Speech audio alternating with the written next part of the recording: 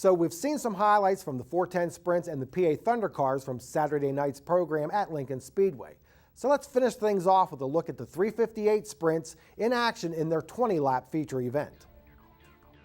On the second restart of the race, the front row consisted of number 28 Matt Findlay, Mike Bittinger in the 12 machine. As they go into the first turns, Bittinger makes a bid for the lead on the high side. Findlay pulls away a little, while the 52 of Austin Hogue tries to close on Bittinger for the runner-up position. Through 3 and 4, Findlay is still able to hold off Bittinger. This race would see several cautions, but under green we find the 65 of Nicky Young trying to squeeze under Todd Rittenhouse Jr. in an event that saw most of the cars stick to the inner groove through the turns. Here is the blue number 5 of Tyler Ross trying to take the 4th position away from the 66 of Dale Hammaker. As they go into 1, he appears to have it locked down, but he pushes up slightly, allowing Hammaker to retake the spot as they go down the backstretch. On a lap 7 restart, Bittinger sees an opening going into 1 and 2 as Findlay pushes through the turn. Off of 2, Findlay still has the lead as they go down the backstretch.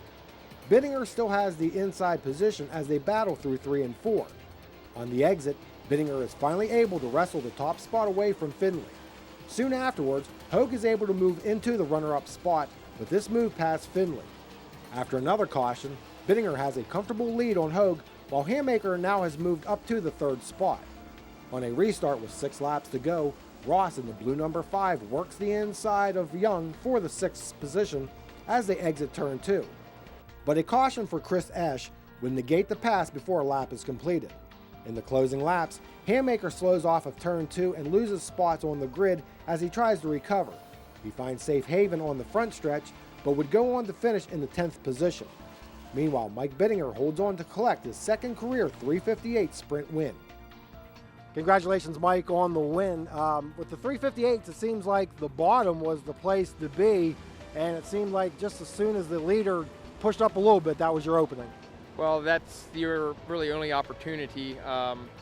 Unfortunately, when we run after the 410 sprint cars, the track is deteriorated, gets black and slick, and there's only a short amount of time early in the race to make any kind of passes, because once tire rubber goes down, as long as that guy hits the tire rubber, it's almost impossible to pass.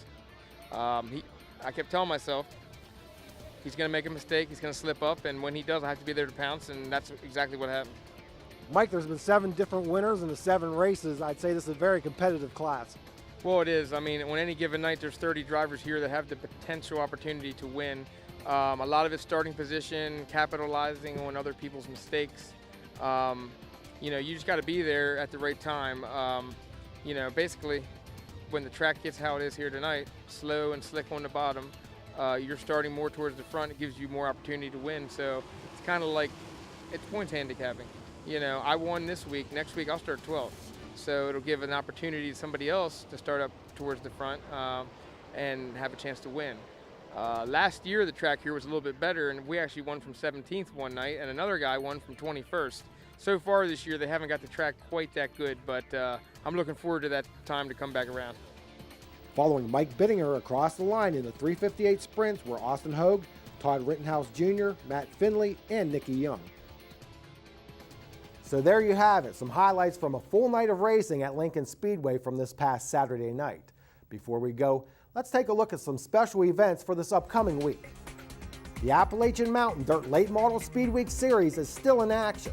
Tonight, Roaring Knob Motorsports Complex is on the schedule, with Dog Hollow hosting the series on Tuesday, and things finish up at Lincoln Speedway on Wednesday.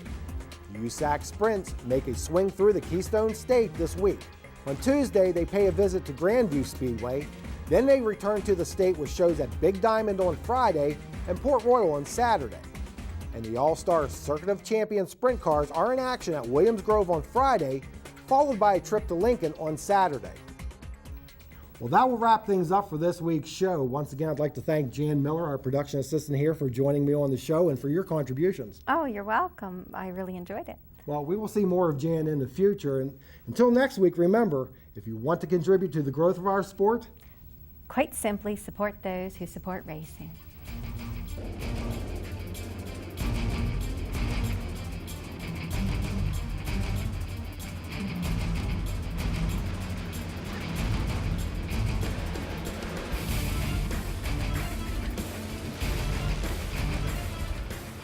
This has been a production of WHVL Sports.